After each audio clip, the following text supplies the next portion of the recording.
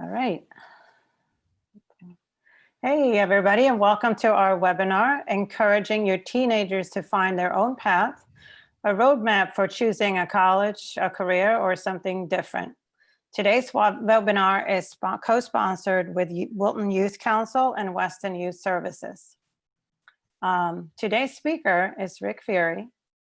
Rick Fury is the co-founder of InventiveLabs in Amesbury, Massachusetts. He and Tom Bergeron created InventiveLabs because of their passion for helping young adults with learning differences find alternative paths to success. They believe that with the right environment and supports, those teens and young adults can achieve substantial success. Prior to InventiveLabs, Rick was the CEO of several startup companies that he created and grew before selling them to strategic buyers. One of his startups grew to where it had subsidiaries in 6 countries and products sold in over 60 countries. He also ran the finance department for a large multinational software company, generating over $330 million before departing to do yet another startup. Rick has a bachelor's and a master's degree in civil engineering from the University of Virginia and an MBA from the Wharton School of Business. Our moderators today are Eve Kessler, founder and executive director of SpedNet Wilton, and I'm Carolina Corrigan, co-president of SpedNet Wilton. This webinar will be recorded and posted onto our website, spednetwilton.org, together with the PowerPoint presentation. It would also be posted on our Facebook page. When you are visiting our website, you can subscribe to our mailing list for more information and upcoming webinars. Some ground rules. Feel free to ask questions after the presentation using the Q&A button. Please don't use the chat for questions because they get lost there. We will do our best to answer questions in order they are received. Be mindful that this is an open forum and it's being recorded, and we cannot guarantee confidentiality, so you might not want to reveal any private information. And also, any information provided in this webinar by the speaker or the moderators is not intended to be legal or therapeutic advice. The information and content and materials are for general information purposes only. And with that, I am handing it over to Mr. Fury. Welcome. Great, thank you. And it's good to actually finally be here. We tried to do this last year, and then that crazy COVID thing happened. And so we've resorted to Zoom as a way to kind of share the information today. So we'll make the best of that. I love it in person. It's better to see reactions from the audience and to be able to engage with people along the way. But I think we'll be able to cover a lot of ground today using Zoom and some of the tools that it provides. So I think also I'd like to thank SPED for the opportunity to do this. Like I said, we've been talking for, I don't even know how long. It's been probably about 1.5 years about trying to put this together. So it's great to finally get started. And I think it's important for you to reiterate what was said in the opening, that I'm not a therapist. I'm not a psychologist. I look at things through a different lens. So keep that in mind as you listen to my perspective.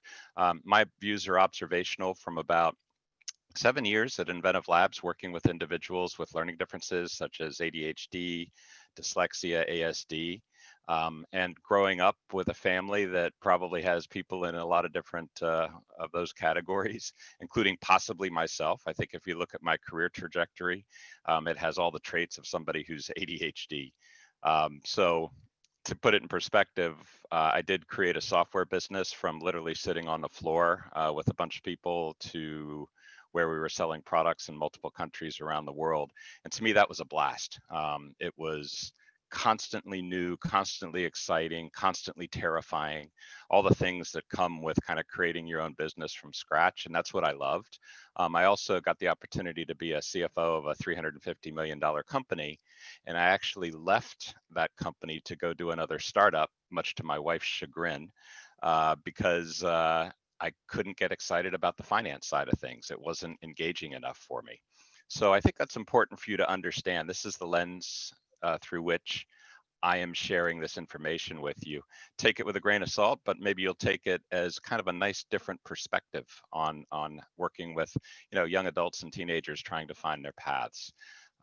So again, my viewpoint is, as an employer, that understands the value of learning differences to a company. That's the perspective that I bring. And I think the best way to emphasize that is to start with a story. And this is a true story from a software company that I was doing. And we were in a situation where we were in desperate need for talented developers. We were going up against some big competitors and we were struggling finding good talent. And I asked the team if they knew anybody. And a young man came up to me and said, "Yeah, Rick, I know this guy who was probably the brightest kid in his high school class. He went off to college and he didn't make it through. And nobody understands why. Uh, but he was probably the best programmer I've ever met in my life. He can code things that you wouldn't believe. Are you interested in hiring him?" And my answer was, yeah, absolutely. I don't care whether he went to college or made it through college. All I care about is whether he can code and can help us. So this guy came in, and how do you think he did? Be a pretty bad story. It would end right now, right? If he was awful, he was fantastic. He did things that my senior engineers in the company were telling me just the day before he started were impossible. He was coding circles around people with 20 years experience when he came in the door. But like in any company, fast forward about 6 months and the head of engineering came in and said, "Rick, we have a problem. We have to let this guy go." I'm like, "What are you talking about? He's done stuff that nobody else could do. He's writing code that's helped making us more competitive. Why do you think he needs to go?" And he said, "Well, here's what's happening. He's showing up for work at 11 in the morning. We start at 8, and he can't make it in before 11. He also is refusing to fix his bugs. Basically, bugs in software are things that just are broken. When you code it, it doesn't work. He refuses to do that because he says it's boring. And he also refuses to document his code because apparently that's boring too. And coders document their code so other people can fix their bugs, so that they know what the thought process was.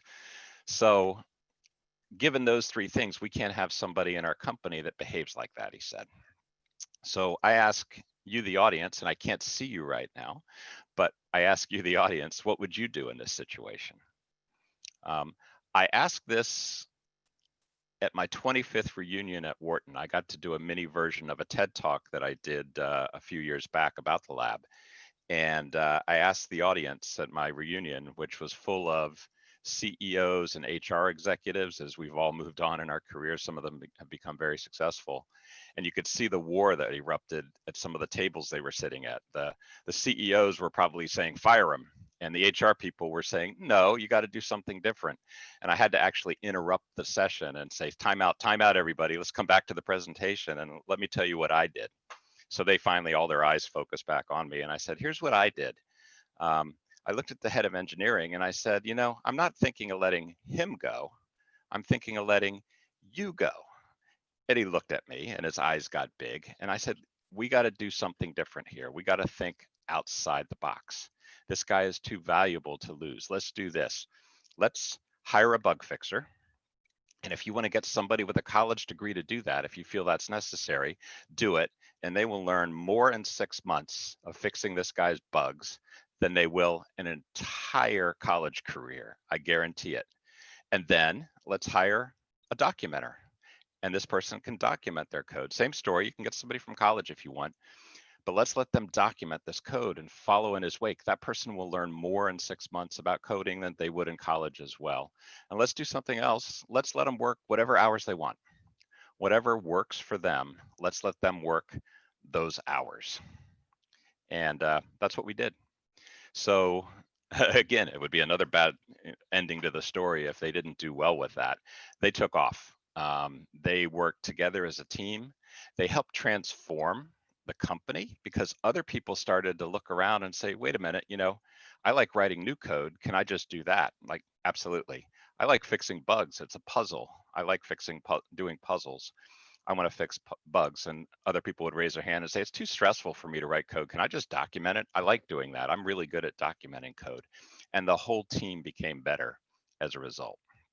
So the point of that story is it would have been easy to jettison the person and move on and hire the next best person down the road. But instead, we didn't accommodate. I hate that word. We didn't accommodate. We played to everybody's strengths. I think we need to take the accommodation word out of our vocabulary. We played to everybody's strengths. And in my opinion, this young man, he was brilliant and he was also necessary. We have a term that we use called necessary brilliance, and that we're overlooking that. So these are the folks that we're going to talk about today. And in my opinion, these are the game changers. So before we talk about careers in college and dive into some of the things that were on the agenda for today, I think we got to talk about something that's crucial, and that's the importance of understanding why, especially for people with learning differences. The importance of why, I think you all know it. I'm going out on a limb here, but if they don't know why they need to do something, they're not going to do it. No matter how hard you push, the barriers will go up and they're going to question why they have to do something. So examples of that: why do I have to do my homework if I can get 100% on the test? That's a tough question. Why do I have to read Moby Dick? I had to read Plato's Republic in college as an engineer, and I was going the whole time, why am I doing this? What is the point? That was painful. Why do I have to write a research paper? If I'm not going to be a college professor or in the sciences, why do I have to learn to write a research paper and do citations and things like that if I'm never going to do it? The answer that we usually end up as parents that we have to retreat to sometimes is because. And that's the worst answer you can give, but sometimes it's the only answer you can give. Because doesn't work. If they don't know why they need to do something, they're not going to do it. Conversely, if they do know why, I think you'll probably agree, stand back, because they'll take off and they'll go do it. So why is that tough question? It's probably the most powerful question of all questions, and you've got to have good answers for them. So how do you find the why? And you got to take a different angle to this. Think like a business person and ask, what's the goal? And what are we trying to achieve? Simple questions. That's the way business works. What's the goal that we're trying to achieve? And what are we trying to achieve? And then it becomes, how are we going to do that in the least painless way possible? So if you want to create a product, you get everyone on the team to believe in the goal of the product, then tasks get defined and everyone dives in to achieve the goal that everybody's bought into. And in business, extraneous tasks are ruthlessly weeded out to achieve that goal. They're just weeded out. If somebody came to me and said, well, I found this really interesting topic that we could write some code for about butterflies. So I spent the last week writing a code on butterflies. The rest of the team would not be happy with that. So you get rid of the extraneous tasks. They're weeded out to achieve the goal. And honestly, this is what the learning differences mind wants. This is what they need. And education and college is not necessarily like that. You need to do what you're being told to do because, in some cases, and that doesn't compute. So I think the positive side of this is, once your child, teenager, adult, young adult gets through the education process, the business environment celebrates some of the things that the educational environment does not. So that's a little bit of a ray of hope if you start to think of it that way. So let's say that you can get it to where they know the why. Then I'm going to say success may happen. It may be a bumpy road. In fact, I probably should have drawn this arrow going backwards and then forwards. We do that a lot at the labs and realize that it's an iterative process. But if they know why, then success can happen. They find the purpose, the hyper focus can kick in once they know the why. In a lot of cases, as long as the goal is known and the reasoning is believable, then stuff happens. I've seen it over and over again. But success is what everyone is kind of talking about. Success is in today's world, I would say that we can probably all agree to become successful. If college is attainable, it offers the most opportunity for our kids. Society has defined this as the path to success right now. Um, if you think about it, back when I was younger, one of the things that people would ask is not where are you going to go to college, but what are you going to be when you grow up? Now it's a different discussion. So we get put on this conveyor belt starting in first grade, which with the goal of pushing everybody off the edge when they're a senior into college. And it's ingrained in nearly everybody that this is the way. And heaven forbid, if after you graduate from high school that you actually take a gap year and try to figure out where you should be aiming and what the right college is for yourself. You can't get off that conveyor belt. My goodness, everybody graduated and they go right into college. That's the way it works. So it's nearly ingrained in everybody that this is the way. And simply allowing the conveyor belt to roll and hope that the light bulb will go on in college after surviving high school, it's a risky proposition and it's an expensive proposition right now. So we got to be careful and understand whether you can make it through college if you have learning differences. The answer is in some cases, yes. I have 3 degrees. I made it through college, but I'm probably ADHD. It worked for me, but it doesn't work for everybody. So it is achievable, but I'll tell you a little bit more of my story on why it worked for me down the road. So you're probably thinking at this point, oh, good. That's the intro. Now he's going to tell me all the answers on how to potentially get my son or my daughter to find their path and find a path to success. Um, I'm going to tell you that and maybe how to get into college, but I'm probably not going to tell you about it the way you might think. I'm going to try to change the mindset today that hope is usually not the best strategy. And I imagine that most of you are here because you're concerned about the future and your gut is screaming that another approach may be needed. Um, I know as a parent myself, I was worried, wondering, and concerned about what that path would be for my kids. So let's pause for a second and take a deep breath and think about what your definition of success is. Think about that. That's a tough question. What is the definition of success? Some people do this. Some families and some parents say, this is the goal. Um, if I can get my son or my daughter into the best college, then that is success. I imagine most of you are probably shaking your heads and saying, no, that's not success. But some people do. In fact, if you go to the proverbial cocktail party today and engage in a conversation, and I've done this myself, when kids are approaching college age, what's the question that you tend to ask your neighbor, your friend, your colleague from school? The question usually is, what college is so and so applying to? As opposed to a different question. You know, it's always what college, what are they going to major in? If somebody's in college, oh, how's so and so doing in college? Those are the cocktail conversations that are going on. Um, that's not really the way it should be going. We got to change the mindset.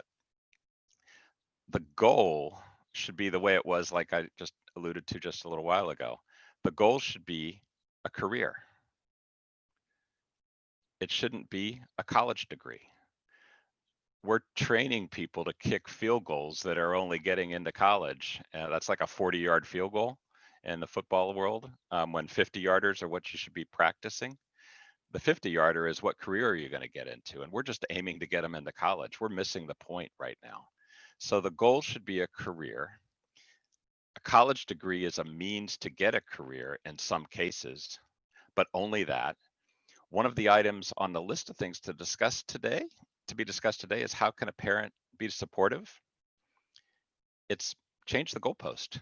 And you'll see that the goal, if you change the goalpost and make it so that it's a career that they can enjoy and provide excitement every day, that's going to be uplifting for your son or your daughter. Right now, it's if you don't do this homework, you're never going to get into college. If you don't behave in class, you're never going to get into college. It's going to go on your record. If you don't do this, if you don't do that, if you don't go out and get that summer job this summer, you're never going to get into college. That's anxiety producing if you're a teenager. The goal should be, hey, let's talk about something completely different. Let's talk about something fun. Where do you see yourself in life? Where do you see yourself working? What kind of company would you like to work for? Have you thought about that? Those are the kind of conversations that should be happening. Um, and the frustrating thing is kids don't get time to do that in high school, especially with learning differences, because they're probably up till 2 or 3 or 4 in the morning trying to finish that paper and not sleeping. They really need to know the why. And you can't just eject them out of high school and send them into college as a general undeclared major and hope for the best. To me, that's a real challenge. Again, not a therapist, not a psychiatrist. This is the lens that I see things through. These are my opinions, but that's a risky, risky proposition. You got to get to the why. So, how do you get that path to success for them? You start with the career, like I've said, and then you figure out the path to get there. And that path may include college to get there. It may not. College may happen later in their mid 20s after they try a different career and build some experience that might actually get them into a really good college when they're ready to go for it. Uh, there are lots and lots of paths that you can take. So let's break this down into maybe a little bit of a methodology on how to change the discussion from what college are you going to go to what kind of career are you going to take on. And to find a perfect career, if there is such a thing, I think I found it. I love doing startup companies, so that for me was my perfect career. Be methodical. You got to be methodical about it. It can't be random. You got to think through it. So to hone in on success, you may have seen this kind of a diagram before. Take a list of your passions. So for your son or daughter, figure out what do you love to do. Create a big bucket. Then figure out what things you can make money at. So if somebody says they like collecting butterflies, it's unlikely that somebody is going to make a lot of money to sustain themselves collecting butterflies. That might stay on the left side of the passion bucket over here. But if somebody loves writing software code or is really good at art, then they might find a way to make money with that. And then the last one, this is maybe one of the more important ones, and I'll get into that a little bit later, is figure out what you can become really good at, what you can become world-class at. And if you can get into that sweet spot in the middle where all three of those intersect, then you're on a good path. So for passion exploration, really, I think the only way that you can find a passion is to try things. You can't stare at a computer screen. You can't watch YouTube videos. You can't Google things. You've got to try things, especially for people with learning differences. You got to get out there and try it. So kind of my story that I think is relevant on how to make school work. I started out as a surveyor, cutting my way through survey lines with a machete in the mountains of West Virginia, right when I was just out of high school or on my way to college. And I love that job. I'd go out there and I'd cut with a machete. I'd come back into the office in the afternoon and we'd draw up and do all the calculations on what we had just seen out in the field. And you got to do that every day. And it was new and it was different each time. That's what I like doing. But when I picked my major, I wanted to be in aerospace engineering, and I went to college to the University of Virginia and got there. And this shows the quality of guidance counseling back then. They didn't have an aerospace major. So I said, well, maybe I should major in mechanical engineering then, because that'll work. That'll still get me into the aerospace field. And after my third year of mechanical engineering, I was hating it. And kind of the crux point for me was I got to see what an engineer at Boeing did every day in designing a little tiny machine part for the 747, a fuel pump. And they sat in this cube and this just sea of cubes, and every day they came in and sat at their cube, drank their coffee, and designed the part, and then left. And that was their existence for 20 years. That just wouldn't work for me. For him, he loved it. Everybody likes something different. For me, it wouldn't work. So I switched majors, and I switched to civil engineering because I was also working as with the civil engineering office in the afternoons and evenings after taking my classes in the morning in civil engineering. And I got in this positive feedback loop where every day on the job, need to learn something. I'd go in the next day and I'd learn it in class and talk to my professors and ask questions about it. And it became this positive reinforcement loop. So I knew that I loved civil engineering, yet I was stuck in mechanical engineering. I switched, had to go to an extra year of school. Tuition was a lot cheaper back then to do that. And I made it happen. And it worked for me. Same later, when I was a civil engineer, I saw a business opportunity go by. And I was like, I don't want that to ever happen again. I don't know what a debit or a credit is. I need to go to business school and learn how to do a startup company. And that's what I did. And the whole time through business school, I was writing my business plan that I was planning to actually do when I left. And I did. Um, when I left business school, I was one of the very, very few people that actually started a company right out of the program. The rest of them went off to Wall Street and made tons of money. I actually had the lowest starting salary of my entire class. I was pretty psyched about that. But I got equity in my business, and they didn't get equity in their businesses when they started. So at the end of the day, I think I won that battle. But in any event, the point is making school, career relevant to your passions and things that you enjoy doing are crucial. It worked for me, and that's how I got through my program. Um, so summer jobs are crucial. Summer experiential camps exist. So you can do coding camps, you can do ecotourism. There's lots of different things that you can do.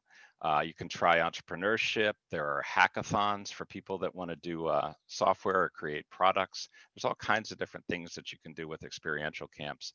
And then volunteer positions. If you're interested in something like sustainability, go work on a farm.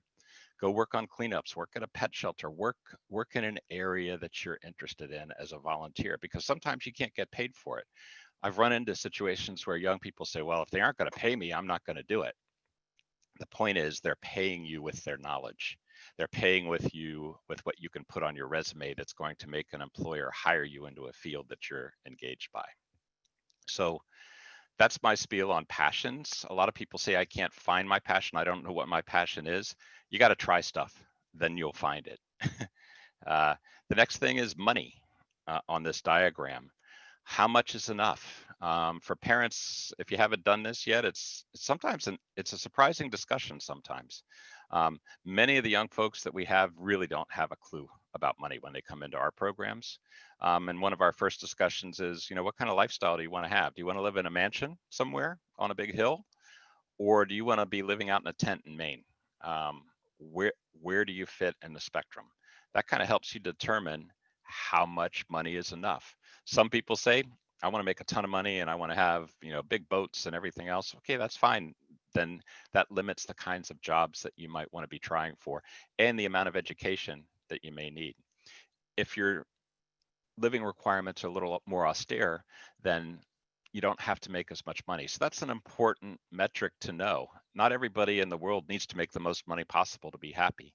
It's different for different people. This is a great exercise. Have them create a living budget and do the math. This helps them understand. So have your son or your daughter create a budget. I'm not sure every parent has done this, where you go in and you basically say to them, here's how much it costs for an apartment. How much do you think it costs to run a car?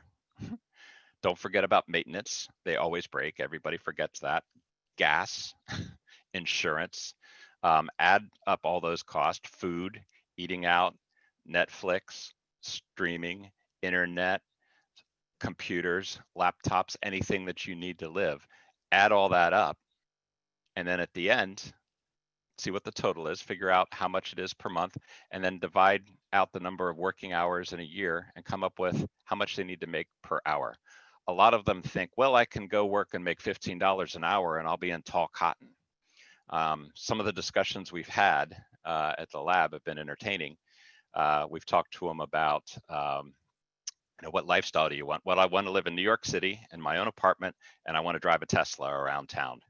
And we add up the numbers for them. We go on Zillow, find places to rent. We actually dig into the details and show them the reality of what it costs to live that particular lifestyle, and then how much money they need to make, and realize that working at the sandwich shop, full time is just not going to get you there. So that's a good exercise to help calibrate how much money they need to make and maybe what kind of career they should be picking if that's really the lifestyle that they want. And it can be an iterative process. Um, Last little thing that I'll say is I just think that to me, The Millionaire Next Door was almost mandatory reading for anybody that's trying to figure out their personal budget. It just does a great job of describing the way people tend to try to pick their lifestyles and why they pick lifestyles. So random thought, you can take a look at that. So the next one, this is the hard one. Becoming world class is tough, and it requires brutal honesty. You got to be honest about strengths, but you have to be equally, if not more so, honest about weaknesses.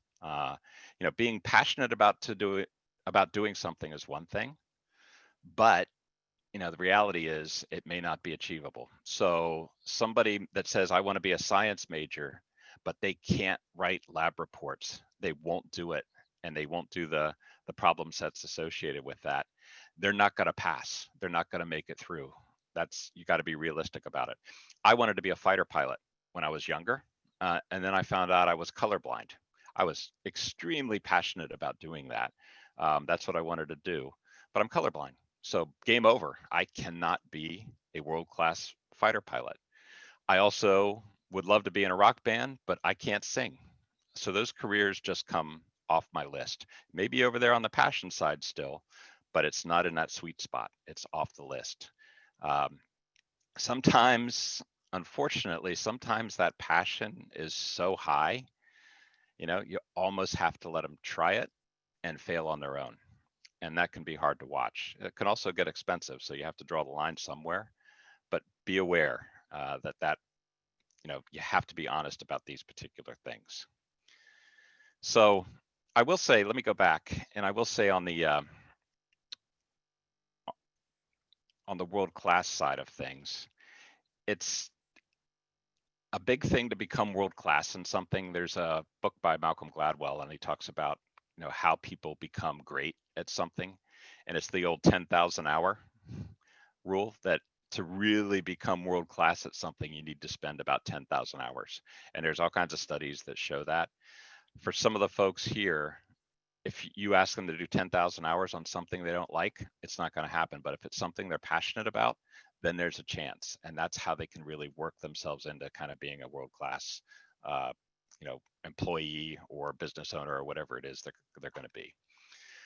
So kind of transitioning, those are the three bubbles: passion, money, world-class. Build a career list with them and consider alternate careers. These are just random ones, so I'm just throwing these up here. But I think you'll notice something in the list of careers that we have here. Personal trainer, fashion designer, conceptual artist, entrepreneur, animator, video game designer, Twitch streamer. These are examples of careers that people have come to us with, that this is just something they want to do. I'm into fitness, and I like interacting with people. I want to be a personal trainer. These are passion-based careers to me. The reason they're passion-based, if you look at them, tell me how many college majors or colleges teach this stuff. There's a few, but not as many. So these are passion-based careers. You can't go major in being a Twitch streamer. You might do media and communications, but you don't need that to be a Twitch streamer. Conceptual artist, there are lots of other alternative schools that you can go to build your skills, and internships and mentorships that you can go into to do that. So these are just some passion-based careers. We fall into the trap sometimes of picking careers that line up with college majors: engineer, scientist, medical doctor, lawyer. The list of careers that people consider are college majors. So as parents of people with learning differences, you got to think outside the box a little bit. So some examples of non-traditional careers. These are actual careers of people that have come to the lab and what they've picked. Again, fishing charter captain, ecotourism guide, roller coaster engineer. Those are not necessarily things that you think of normally.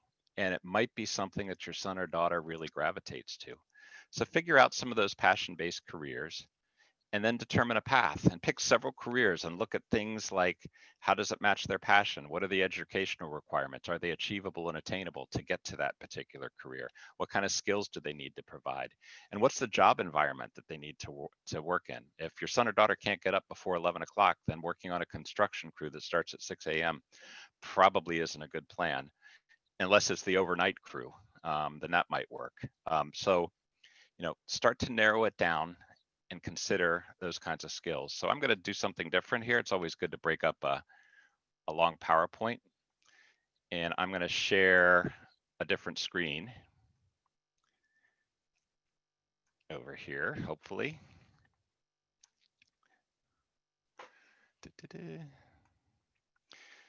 So hopefully y'all can see LinkedIn up on my screen.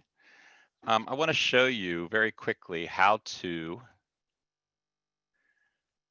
figure out what you should look like as a person to get hired by a company. And I just picked Hasbro here as an example. So if you go to LinkedIn, type in the search Hasbro, click on Hasbro, go down here to people.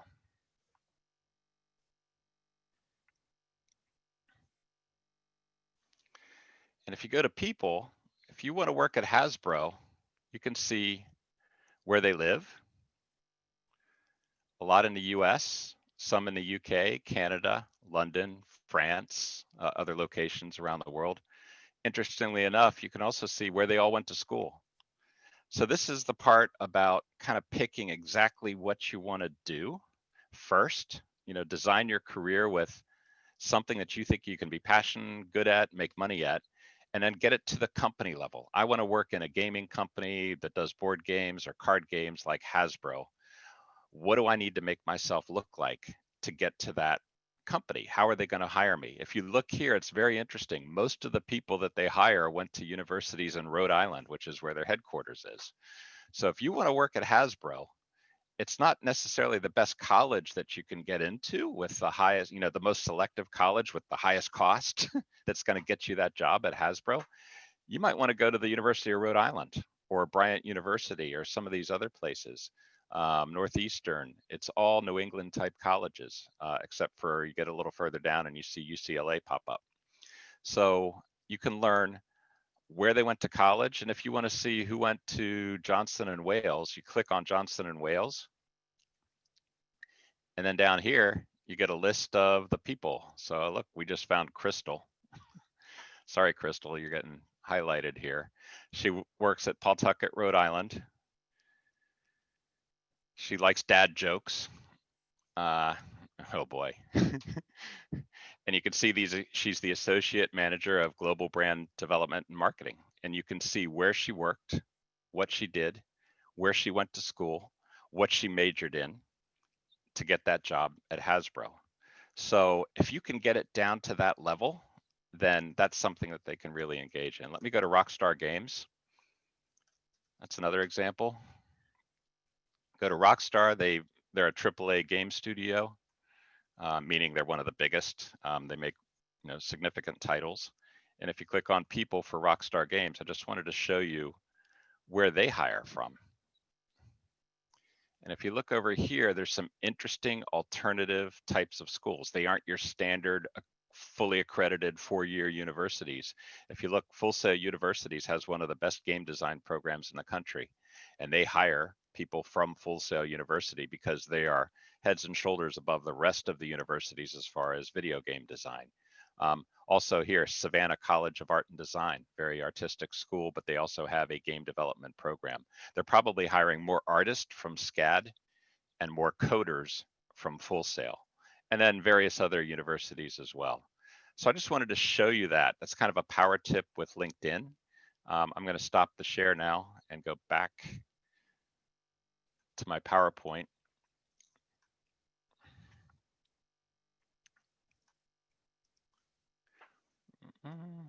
Migrating all my screens here. So that's how you get to the end and work backwards. And that's an engaging discussion to have with your son or daughter, as opposed to, well, you should go to the University of Massachusetts and major in business because that'll give you the best opportunity. That doesn't answer the why. If they can say, hey, wow, I'd love to work on games at a gaming company. I didn't know I could do that. Now I know what college I want to go to. I know what I want to major in. There's a good chance that they can make that work for them. For others, it might be that I don't need a college degree to do that. I'm going to take a different path. So that's the LinkedIn power tip I wanted to share with you. And now I'll wrap up with really, now that you've done this homework, now that you've had these discussions, now that you know how much money they need to make to be happy, now that you know what they're passionate about, and as parents, you also understand what they're good at. Now that you understand all those things, now it's time to consider the next steps. Not, okay, let's just go to college and hope for the best. So take all this, and if you look at what the options are, you can go on to higher education, and there's lots of flavors of that. You can do a gap year to maybe take a break and really figure out where you're aiming. Internships, there are companies out there that are doing internships now without college requirements. They're few and far between, especially with COVID. That's basically shut down, but hopefully in next summer and the summer after that, depending on how old your son or daughter is, those will kick back in. That's kind of our mission, is to convince companies that they need to drop the college requirement for internships because they're missing out on some of the best talent out there. That's a topic for a whole nother webinar. Job training, there are job training programs that can get you there, and entrepreneurship potentially as well.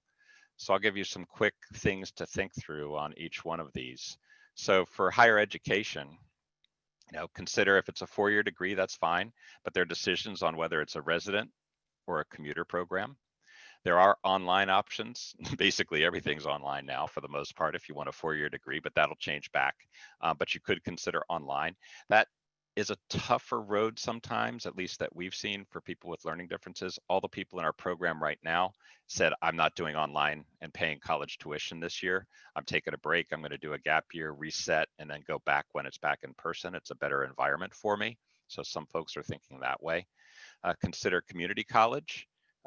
If that's a direction that you want to go, full-time, part-time, just to get started and really test a career before diving all the way in. We have people in our programs take a class sometimes and just see how they do with it. And then night school, don't underestimate the power of night school for higher education. It's not a race to get to the finish line. If it takes longer for some of your kids to do so, that's okay. My son is taking cybersecurity classes at the Harvard Extension School. And in his class for cybersecurity, he has a guy that actually invented the internet teaching the class. So you get practitioners and not college professors, people that are actually doing the real stuff. Sorry, college professors. College professors do real stuff too, but in a different way. But these people are doing it every day for their jobs. And he brought in one of the founders of Anonymous, the hacking organization that's pretty world renowned as far as being a semi-good hacking organization, and he shared his experiences with it, and that's just invaluable. So sometimes night school is a better environment for folks. Also consider a gap year to explore potential career options, maybe before college, or even taking a break after finishing the core courses, but before you dive into the majors, consider the potential career options in that gap year. In doing a gap year right out of high school, you build maturity and independence by living away from home, where you build the life skills first without the concurrent crush of academics. How to live with a roommate in tight quarters, how to do laundry, how to cook, how to feed yourself. All those things you start to learn first, and then you layer in the academics on top of it after the gap year is complete. I would say avoid see the world gap years. Sometimes that works really well for people that have worked really hard and gotten good grades and are about to go into a high level college and compete really hard there, and they need a break. But for people with learning differences, they don't really add a lot of value. For us, we think that they need to learn some additional skills and make sure that they're aiming in the right direction for college before they go marching off. Internships, as I mentioned before, chief diversity officers are a thing now.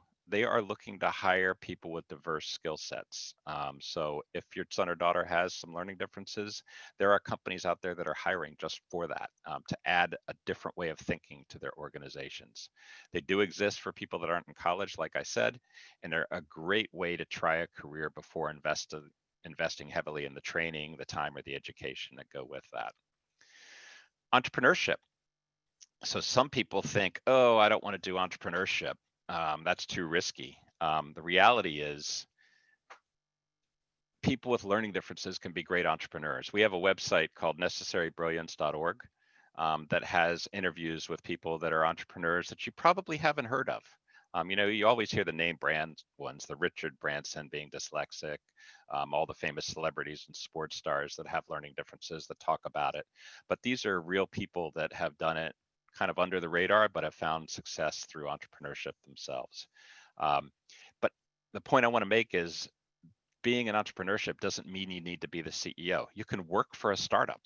Startup hours sometimes match people better with learning differences. All people care about in a startup is getting stuff done. They don't necessarily care about the hours that people show up. They don't necessarily care about, monitoring levels of productivity where you have to be productive every hour you're sitting at a desk clocking time. Productivity might come in bursts. As long as you get it done in those bursts, then that works. So keep in mind that entrepreneurship, working for a startup in a small company environment, can sometimes be an additive situation for folks. And then finally, job training.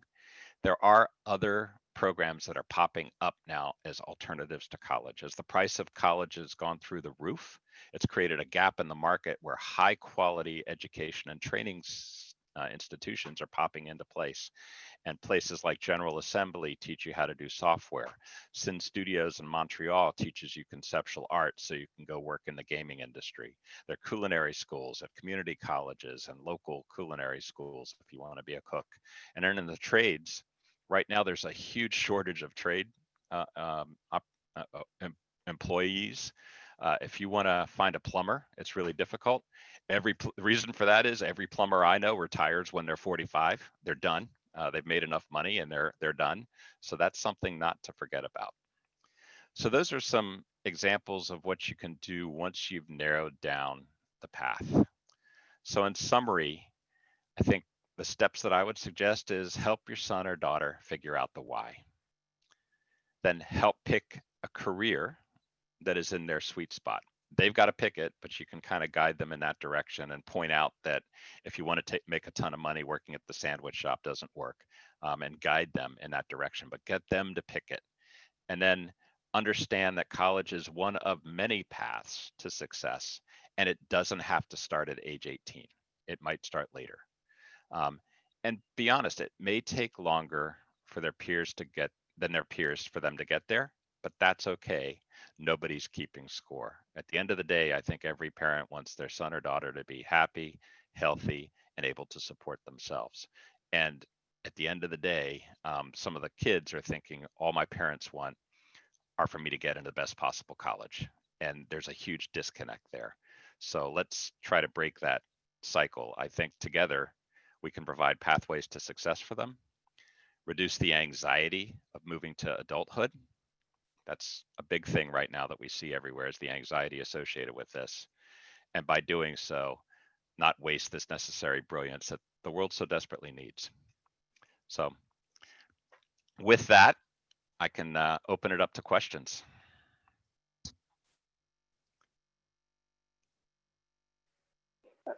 Rick, do you want me to read the question or do you want to check through the Q&A button? I think if you could read it, because I can't see the Q&A button right now. Okay, so I have one question. How is needing to figure out your life passion that you can be world-class at, that can also be turned into a money-making career, any less anxiety-provoking than figuring out where to go to college, especially if you have a learning difference that amount to more than just probably ADHD? Well, I think, if it may not be less stressful, but I'd say it's much more effective. So if you send somebody, what we've seen over and over, I'll just share an experience that we've seen over and over. is that people with learning differences are just on that path to pick a college to get into.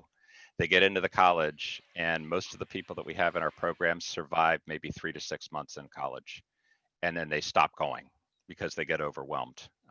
Colleges still require, you can get reduced course loads, but not everybody wants to start with that because they don't really know that they're on a 5-year program until they see that they're struggling with the course load that they've got. So you get into college, you're all at a full course load, all the new social stuff's happening, and for many folks with learning differences, depending on the person, of course, that can be overwhelming for folks. So our point is that, if you can reset and get in their mind what the end game is, they can suffer through some of that. But if they don't know what the why is, if they don't know what the end game is, and the times get difficult, it's a lot easier for them to give up. So we've had people come back to us and say, yeah, I stopped because I had no idea why I was there. I didn't see the point. I didn't know what the end game was. And now that I've found the end game, it makes it more effective for me to go back to college and suffer through some of those core courses. That's what I did. I mean, some of the core courses I didn't want to do, but I knew what the end game was. I knew what getting out the back end and being a civil engineer looked like and felt like, so I was willing to put in the extra effort to do it. So there's anxiety on both sides of the equation, but I think a much more effective way of doing it is, what do you want to do in your life? What would make you happy? Usually you can find what that is. Some parents may not like the answer, but usually you can find what that is if you work with them and ask them and spend a little bit of time discussing that side of the equation versus college. So we have another question. What does InventiveLabs do to help someone find their passion? So at the lab, it's interesting. We started out purely as an entrepreneurship program, and we were helping people create companies and start companies. And we had kind of an older group of folks that were doing that. And as time went on, we kept having parents approach us and say, hey, that's great. My son or daughter can't envision themselves being an entrepreneur, but what you guys do is so awesome. Could you do a gap year program or a career prep program for them? So we listened and we just started to design the program. And then that's mainly what we've become over time. So what we do is we have 2 programs that we run, a discovery program and a launch program. The discovery is really kind of just brainstorming, testing, just drilling into all the things that I described on the passion side, what gets them excited, and also understanding what their strengths and weaknesses are. We watch them work in a group environment, we watch how they interact with people, and we kind of tabulate, areas of focus that they should work on to maybe improve their skills, and then brainstorm out, a top 10 list, eventually a top 50 list of careers down to a top 10, then down to a top 3 that they're really going to dig into and investigate. So we kind of help them through that whole process of building up a huge list and then intelligently narrowing down that list to something that they can get excited about and passionate about. The second session is do it. So we do a lot of active mentorship. We did have, for one of the guys that wanted to go into the computer gaming industry, we had the studio director for Rockstar Games in Andover as his mentor that kind of helped out the land as to what companies to work for, what companies work you really hard, what companies have the right environment, where to go to school, and what programming languages and tools you should build your skill set on in order to get hired into a company like theirs and other AAA gaming studios. So the launch phase is really get out there and try it, do job shadowing and mentoring, et cetera. Interestingly, in COVID, it's been a little easier for us to find mentors because it's just getting on a Zoom versus traveling and meeting with somebody, which we like to do in the old days when you could go in person. And the launch phase is really about just trying it out and making sure that the top 3 are still the top 3. We pick 3 in case 1 or 2 of them go away, and then from that they design their next steps and what the next steps look like. So that's what our programs do. Here's another question. What about the ID kid who has no idea what she wants to do, nor no clear passion, and for whom art, sports, and all academic subjects are difficult? Yeah, that's a tough one. I think that goes back to the importance of just trying different things. If somebody if I'm understanding the question correctly, I think it's that the person can't figure out anything they're passionate about. Is that Yeah, the way I the would, question reads? yeah, I would say, and a lot of stuff is difficult. Yeah, we do run into folks like that. Sometimes our process will work for that. Sometimes they don't quite buy into it. So I would say that for somebody like that, just getting them to try stuff out in the real world is probably the best thing. And I know sometimes that's hard too. They'll resist wanting to do that. But getting them to try things to me is the only way to find a passion. You can't just think about it and say, maybe I'd like to do that some day, or maybe I'd like to climb a mountain. You know, get out there and try it and see what sticks. That can take a little bit longer to get somebody to that point, but we have seen people finally lock in and find something that they would engage in. We had a young woman that came that was totally lost, wasn't super passionate about things, and discovered that, you know, she just was doodling all the time and really liked art. And we got her connected up with the concept of art therapy, where you could make money at it. And now she's at Lesley College majoring in art therapy and doing quite well, whereas she was totally lost before that. So sometimes it just, you'll find that spark along the way by just trying things and observing and watching. But if somebody's just totally given up, there may be other things that you need to try with, you know, with other techniques beyond just something at InventiveLabs.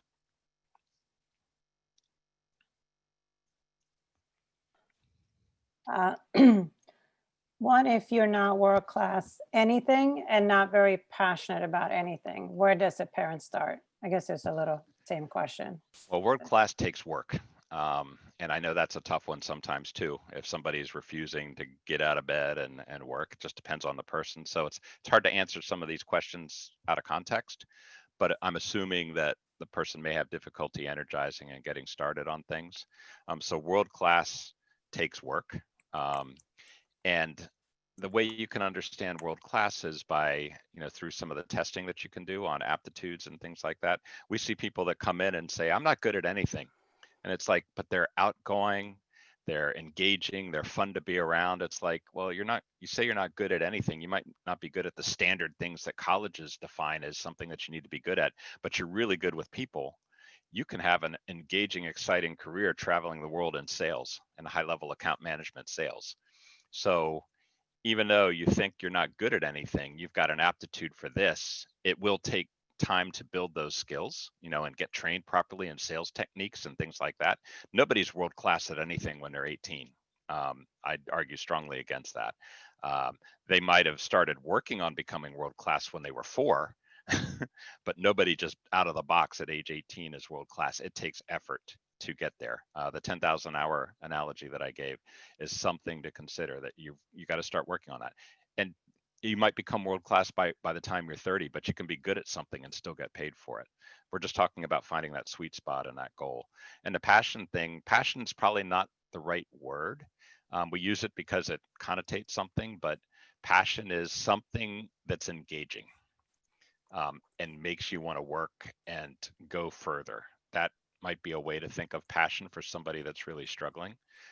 It's not that, you know, I love football and I watch football every weekend and I keep track of all the stats and I do fantasy football and I do all that. That's somebody that's certainly passionate about something, but passion can be found in various flavors. So if you can find something that engages you and makes you want to get up and work towards building skills, then that could, you know, fall under the passion category. How do we cultivate and support these alternative tracks when the culture of our traditional education systems do not support this? I think, you know, education provides a great service to a lot of people that kind of fit into that learning style and that social environment and the way it is taught to people. So for many folks, that works great. Uh, for others, it's potentially got to be a different path. And that's really where I think the challenge that I see right now is that there's so much focus on doing what everybody else does and getting into colleges and applying to college. And that generates, we've just seen it over and over, a huge amount of anxiety in these teenagers or young adults that is very difficult to overcome. If you can, as a parent, if you're comfortable with it, this is a parent thing, I think. If you're accepting of alternative paths, then that's going to potentially be a lifeline for the kid that's really struggling with anxiety about going to college. Again, everybody's different. I'm not a therapist. I can't give advice on that. But if you can say, hey, if college is not in your future and there are alternatives that you can take, then I'm supportive of that. That can reduce the anxiety level a lot, and you might start to learn a little bit more about what your kids' passions are and what they might like to do if you take away that bar.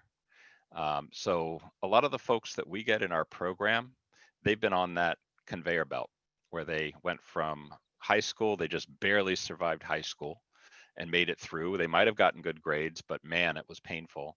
They went into college and they struggled in college. The workload goes up higher, et cetera. And then they come to us and they feel like they're failures. And they come in beaten down pretty hard. The system has let them down.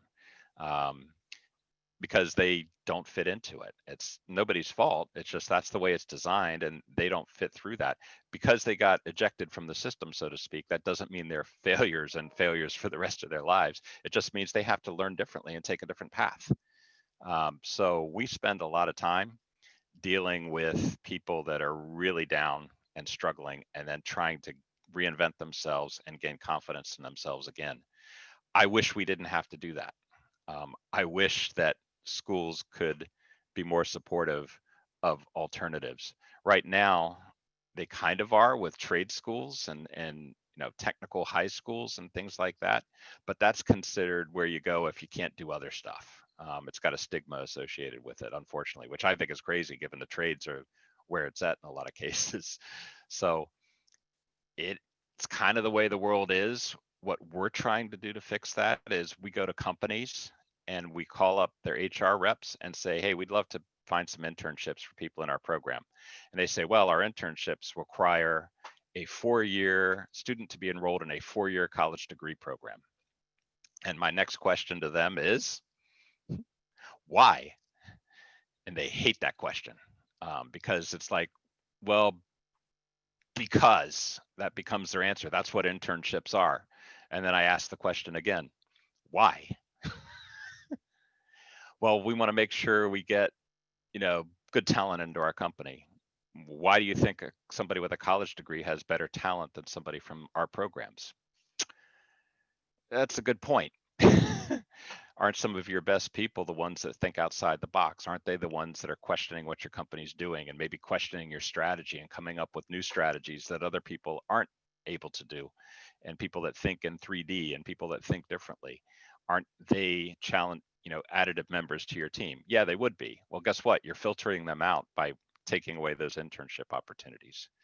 So part of this mission that we're on is getting companies to change the way they hire and giving them demonstrable proof points that they should do so. If companies start changing the way that they hire, then colleges and educational institutions will change. You'll start to see more of these specialized training programs that exist that are less money than the 4-year colleges. And colleges will kind of go back to what they're good at, which is training for the core things like lawyer, engineer, all the things that you really do need a 4-year degree for, and stop trying to do some of the other things that they're not so good at. And eventually, those things will start to become valuable career choices for people going forward. So that's what we're trying to do to fix it. We're kind of trying to go top down. The parents you guys are working bottom up, and hopefully somewhere we'll meet in the middle and find a success point for these folks. So I have a 2-part question. Have you had clients who are passionate about playing musical instruments? And how can I get my son's high school advisor to help him use this process rather than what the colleges want you to do? Sorry. Use this process. The process I just described. Yeah, so I think it's how can yeah. I get the high school advisor to think out of the box rather than do the college path? Therein lies the dilemma, right? Right. And honestly, and high school advisors aren't, to blame for this. What they have, we let me go back, and I'll say this is where my frustration started. So when we were researching InventiveLabs back in 2013, whether this was a good idea to do or not, we walked into a very high-end learning differences school. And the moment you walk in their front door, here's a learning differences school with all these different thinkers, these great thinkers that do different things. And on the wall was, we have 100% placement rate into college after our high school program is complete. And then they listed up on the wall all the colleges that people got into.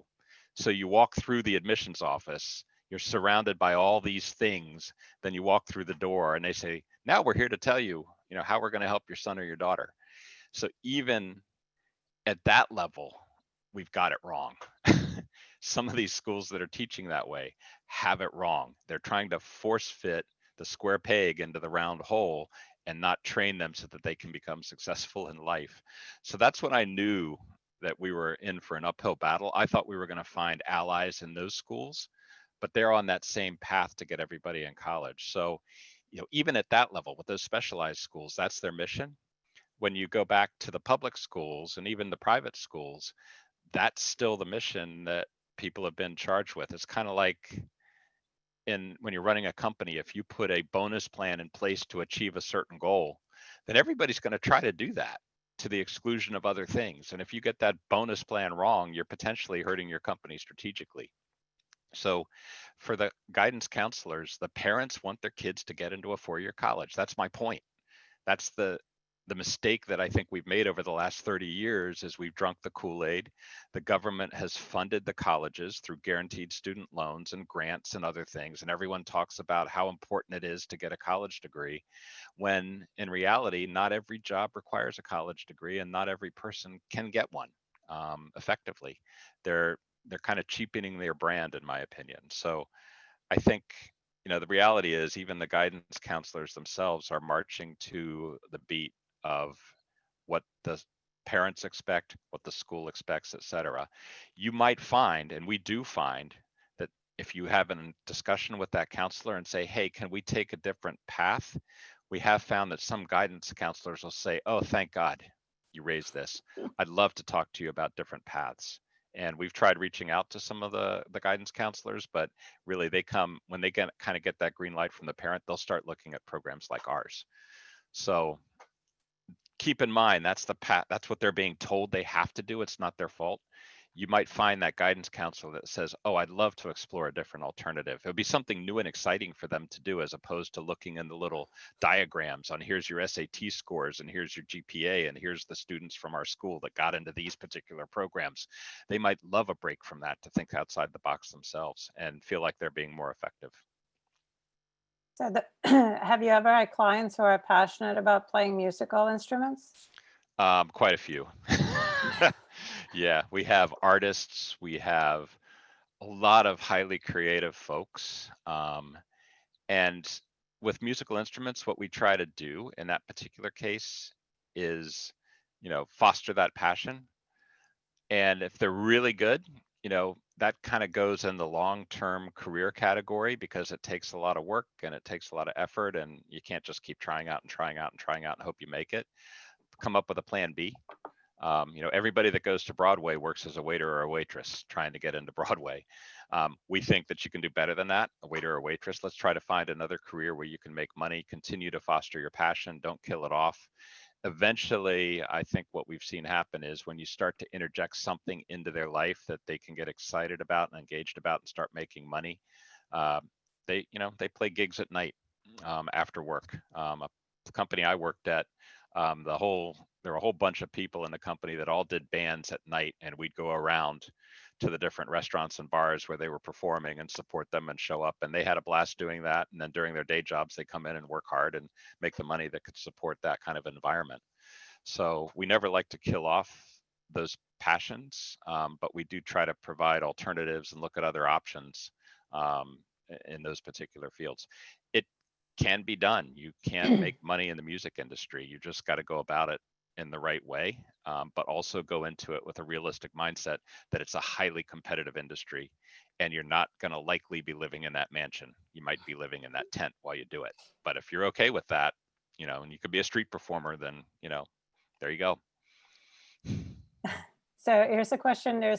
Where can we find your programs on your website? So if you go into our website, if you just click on InventiveLabs.org, you'll see the programs tab. I think it's a programs tab. Let me take a quick peek. But if the website itself, if you just spend the time, people, place, and path, it'll describe all the different programs, and there will be videos that kind of tell the story. We found that people like hearing the story in videos more than text for our audience. So there's a lot of videos, there's good stories. My TEDx talk is in there as well if you look around on the website enough. So you can find it there. Okay. So we have two more. What is a good resource list of resource for lists? Sorry, I can't read. Within certain categories of interest. A resource list for certain categories of interest. Well, I think the one is, well, LinkedIn certainly shows you kind of the companies and where people work. But resource list, I guess I'd ask somebody to maybe email me with what they mean by that question. It's so broad. I mean, if you're interested in music schools, we can give you a list of the different kinds of music schools that are kind of off-brand that do some training. If you're interested in game design, there are programs that you can do for that. If you're interested in media and film, there are interestingly some community colleges and some up in Canada that actually specialize in programs like that. So I would say email us. There's an email address, info@InventiveLabs.org. If you just click on contact us, that'll go to all of us, and we can certainly answer any more specific questions that you might have like that. I could talk for an hour about resources.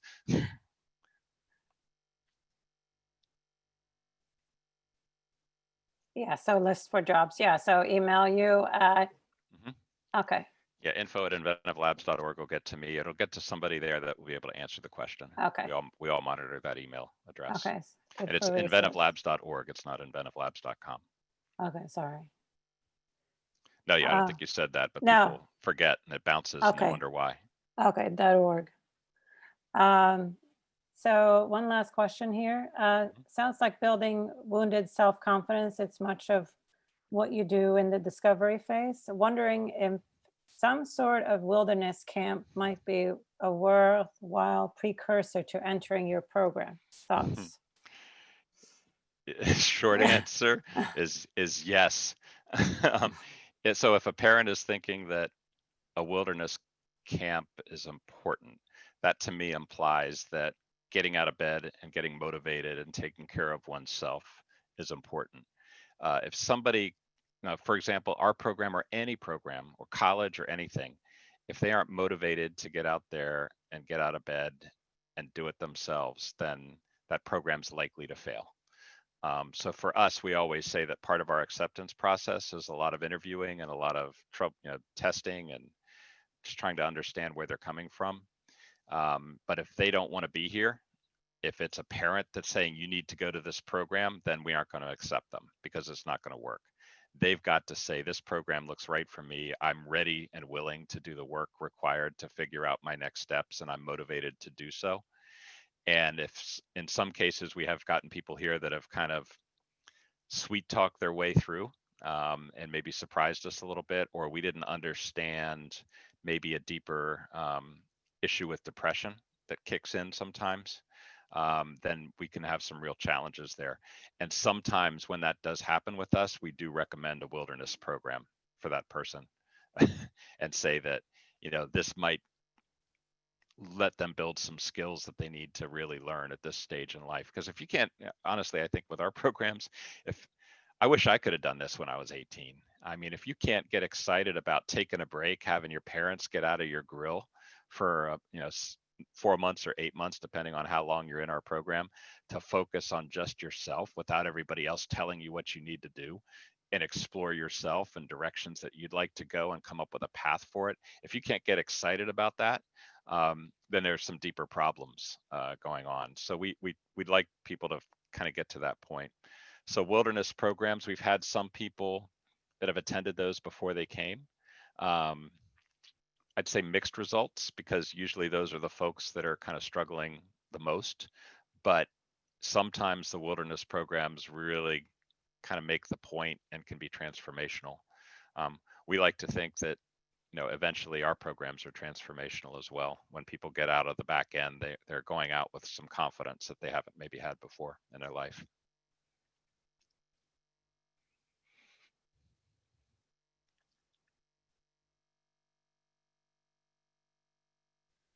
Any other questions? I saw one about the book you recommended, but I think Eve typed in the answer, The Millionaire Next Door. Mm-hmm. Was that the one, Eve? Somebody asked? Well, yeah. There's a newer one out too. I haven't read the newer one yet. If Okay. that was maybe the question. It was the book you referred to during the Yeah. webinar.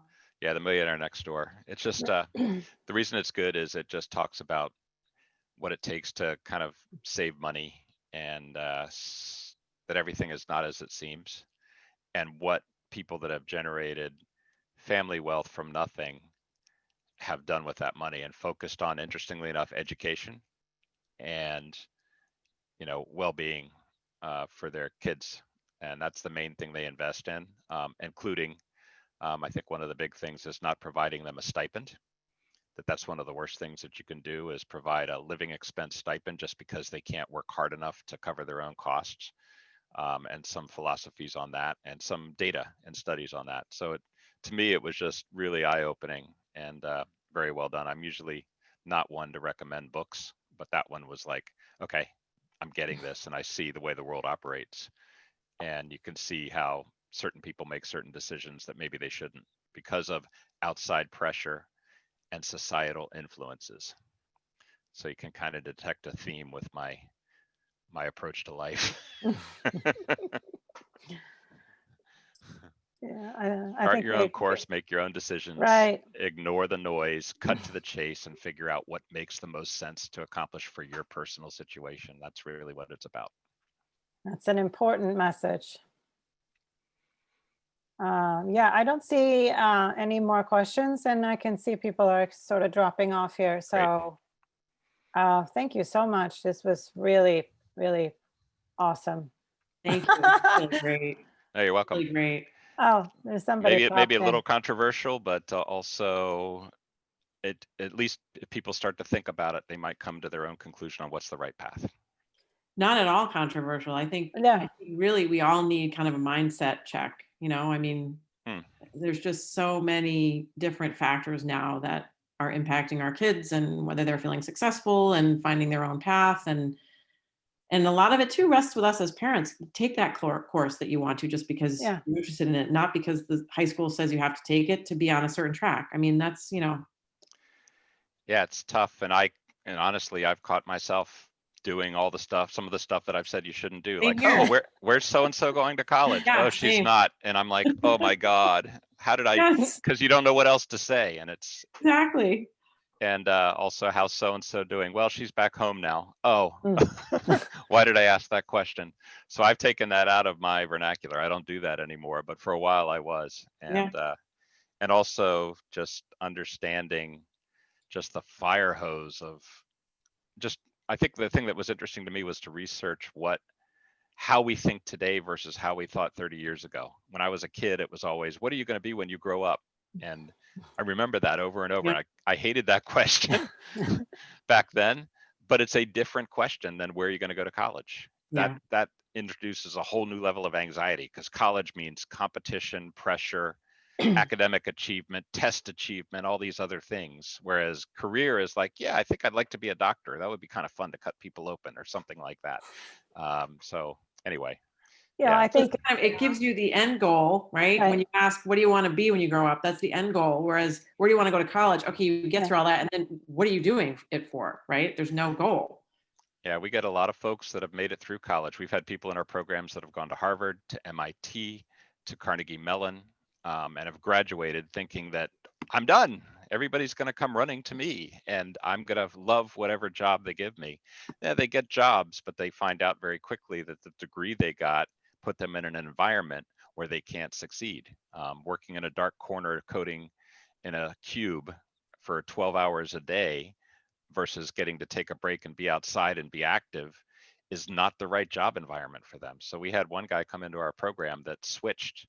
He left, he was a computer programmer, and we got him working for an alternative energy company, working on trucks to create hybrid batteries for them to run overnight their power supplies instead of using their generators from braking and stuff. So he's coding 2 or 3 hours a day and crawling around under trucks the rest of the time. That's he showed cool. up at one of our reunion calls that we did about a month ago, and he held up his hands and they were all black with grease. And he said, "This is awesome." That's cool. And he's making good money. He's got ownership equity in this company that's getting more and more funding, and he's loving his job. And everybody knows of him in this big building where they're part of a startup community as the go-to guy to ask questions about stuff. So he's just blossomed, and he was stuck at home for years, creating a loom in his basement. Oh. So Wow, he's so done great. fantastic. So you got to find the right place. I think it's Thanks. important too for, for the parents to really, knowing that you don't have to go, empower the parents not to go down the path if that, and because I know a lot of parents who know that might not be the path, but it's because that's what everybody does. Then they're afraid to, break the box. It's And their I think it's important. Yeah, parents are in competition in some cases. I've seen it as to who can get their kids into the best colleges, and that's fine for the parents, but the kids that are feeling the pressure and the anxiety are their kids. Yeah. And that's what really causes a big outburst of anxiety that we see today. All right. I didn't have that anxiety when I was a kid. My parents didn't care where I went to college. I figured it out myself. In fact, the first day of college, I showed up in my car case without my parents, and everybody else's parents were there dropping them off. I was like, what the heck is this? All right. Different world. Thank you so much. Thank Rick. you so much. Everything Thanks. will be posted on our website later on today. So Great. thank you so much. I'm so glad we finally got you. Yeah, we finally did it. Great. And I bet it's very different than some of the others. Yeah. Right. Yeah, it is. All right. Bye. All right. Bye, Thanks. everybody. Thank you. Bye-bye. Thanks, everybody.